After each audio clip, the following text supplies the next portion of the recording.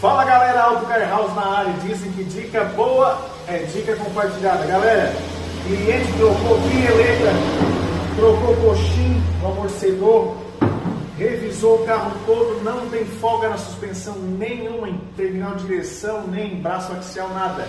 O carro chegou aqui pra gente, veja só o que era o defeito dele. O carro todo firmezinho, não tinha folga nenhuma, o defeito dele estava aqui no amortecedor. Olha só, a folga que tem no amortecedor. Não sei se você vai conseguir ver bem aí, ó. Essa folga aqui, e não só essa folga, mas ainda a haste estava torta. Vou colocar aqui para vocês, para fazer um testezinho.